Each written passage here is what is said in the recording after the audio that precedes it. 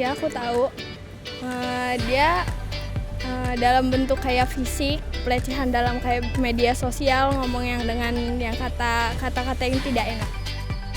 Tahu sedikit-sedikit ya, contohnya kayak catcalling itu termasuk pelecehan seksual sih menurut aku. Tahu dalam bentuk perkataan yang tidak mengenakan. Yang dikeluarkan dari bentuk verbal ya, perkataan-perkataan tidak menyenangkan, terus catcalling mungkin orang-orang sering tahu catcalling itu juga termasuk kekerasan verbal. Terus mungkin teman-teman sering juga dapat komentar-komentar tidak menyenangkan di sosial media, itu juga termasuk.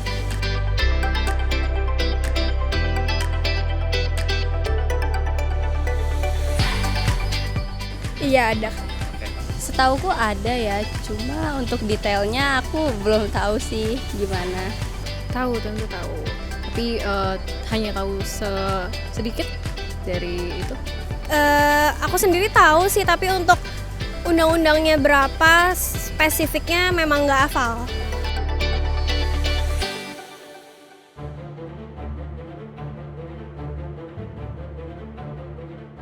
Lingkungan pendidikan seharusnya menjadi ruang aman bagi seluruh penghuninya untuk belajar dan berinteraksi dengan satu sama lain. Namun, kasus pelecehan dan kekerasan seksual justru banyak sekali terjadi di lingkungan pendidikan.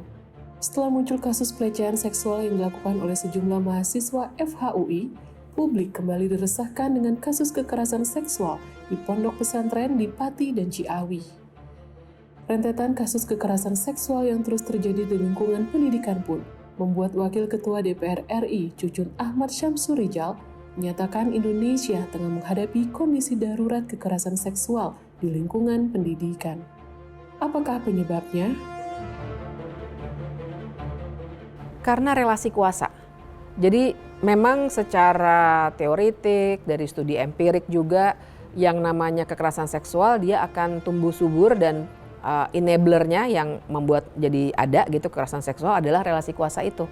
Nah, relasi kuasa itu kan di rumah, di institusi pendidikan apalagi, guru dengan murid, kakak tingkat dengan adik tingkat, geng laki-laki kepada perempuan, atau sebaliknya geng perempuan terhadap laki-laki yang intinya adalah ketika ada situasi yang tidak seimbang, yang satu lebih tinggi daripada yang lain, dia akan cenderung menimbulkan kekerasan seksual. Nah, relasi kuasa ini yang di institusi pendidikan banyak sekali. Makanya kebanyakan terjadinya di institusi seperti itu justru.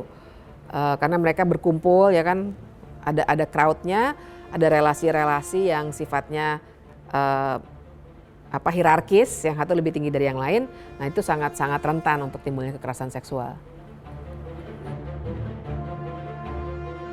Relasi kuasa adalah hubungan hierarkis antara dua pihak atau lebih yang menciptakan ketimpangan, di mana salah satu pihak memiliki kekuasaan yang lebih tinggi dibandingkan pihak lainnya.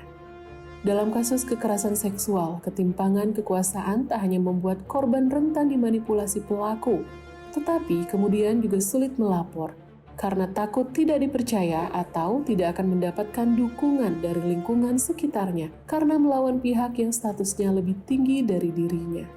Situasi ini juga berkaitan erat dengan rape culture atau budaya perkosaan. Dalam piramida budaya perkosaan, normalisasi atau pewajaran candaan seksis dan sikap merendahkan perempuan di kehidupan sehari-hari merupakan fondasi terbentuknya budaya kekerasan seksual. Prosesnya panjang, itu nggak terjadi dalam satu waktu atau satu malam, satu hari gitu nggak. Tapi normalisasi ini terjadi berulang dan terus digemakan terus-menerus gitu. Baik itu di ruang-ruang privat gitu ya, maupun di ruang-ruang publik. Kadang tuh orang nggak sadar kalau pelecehan verbal itu sebenarnya juga salah satu bentuk kekerasan seksual yang juga berdampak gitu. Mungkin ya karena pelecehan verbal itu tuh nggak kelihatan gitu dampaknya atau luka-luka fisiknya. Jadi orang tuh nggak sadar kalau dia lagi melanggar hak orang lain kayak gitu. Dia nggak sadar kalau dia lagi melanggar hak seorang manusia. Karena hak apa sih yang dilanggar dari pelaku-pelaku kekerasan seksual melakukan kekerasan seksual gitu? Hak-hak warga negara. Jadi tiap perempuan, tiap manusia gitu tiap warga negara kita kan punya hak-hak ya. Salah satunya itu adalah hak untuk mendapat perlindungan, hak juga untuk bebas, hak untuk aman dari ancaman, diskriminasi dan juga kekerasan. Adanya budaya perkosaan yang terus dilanggengkan oleh masyarakat juga membuat pelaku kekerasan seksual sering tidak diminta pertanggungjawaban secara serius. Pelakunya kerap dilindungi dan kasusnya diselesaikan di luar hukum karena kekerasan seksual sering dikaitkan dengan persoalan moral saja. Padahal Indonesia sudah memiliki Undang-Undang Tindak Pidana Kekerasan Seksual atau UU TPKS sebagai landasan hukum untuk menangani kasus kekerasan seksual.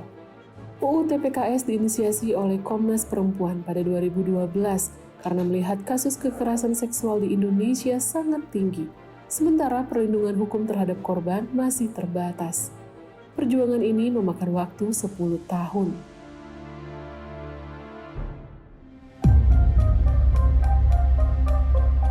Sudah dimulai paling tidak dari sekitar 2012 atau mungkin sebelumnya ada pembicaraan, tapi yang konkret sekitar segitu. Nah kemudian masuk ke DPR, tapi masih ditolak lah secara umum. Karena sebagian pihak yang menurut saya salah menganggap undang-undang itu seakan-akan dalam tanda kutip liberal gitu, membolehkan perilaku seksual secara berlebihan, padahal enggak, benar-benar yang mau diatur kekerasannya.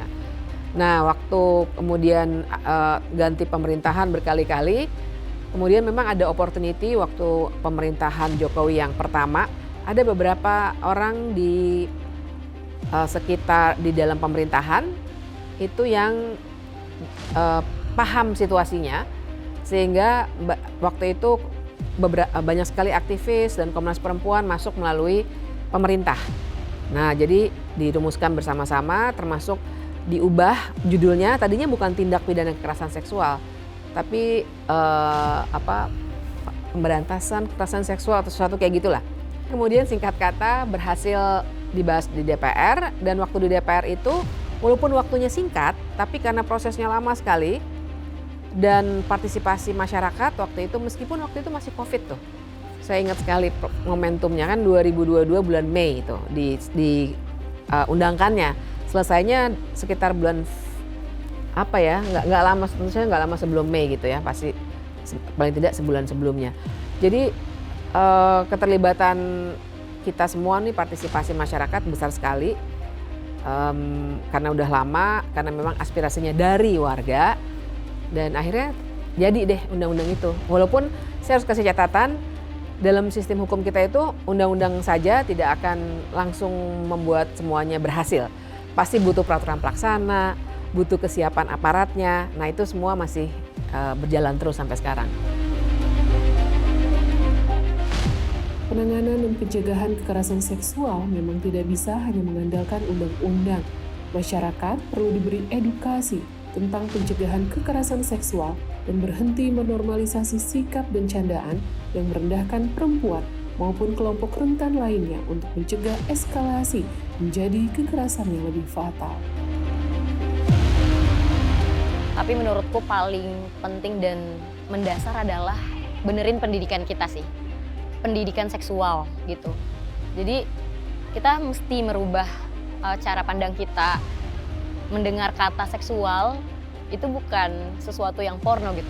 Kita mesti merubah cara-cara pandang orang-orang, yaitu kuncinya ada di pendidikannya. Jadi pendidikan seksual sejak dini, terus kemudian juga memberikan pendidikan terkait dengan konsen, memberikan pendidikan terkait dengan bentuk-bentuk kekerasan, terus sosialisasi undang-undang tindak pidana kekerasan seksual gitu.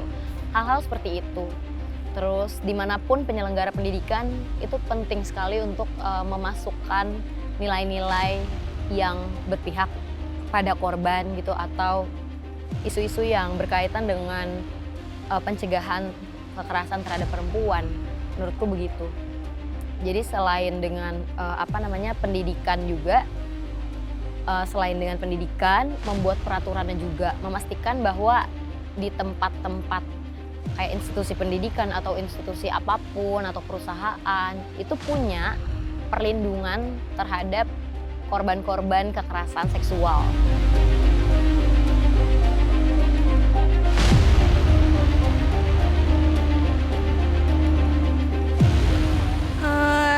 Terus dipantau, terus kalau ada kejadian itu diusut sampai masalah itu kelar. Ya pasti harus ditindak lebih lanjut ya, terus kayak harus ditindak juga dengan kampus-kampusnya gitu kan, banyak tuh yang kejadiannya di kampus-kampus gitu kan. Jadi kayak nggak cuma viral doang tapi nggak ditindaklanjuti, tapi viral dan ditindaklanjuti itu lebih baik sih. Sebagai pemangku kepentingan seharusnya bijak dalam hal ini dengan menghukum dengan tegas seluruh kekerasan baik verbal maupun fisik, dan juga melindungi mahasiswa maupun siswa-siswa di dalamnya. Tentunya harus ditindak sesuai hukum yang berlaku ya, karena kebanyakan yang kayak kita tahu pelakunya itu memiliki jabatan atau memiliki kekuatan di lingkungan itu sendiri. Jadi yang pasti kekerasan seksual ini menurut saya sendiri pelakunya itu harus disebarluaskan sih, supaya orang-orang di pendidikan tersebut di lingkungan pendidikan tersebut nggak gampang lupa gitu.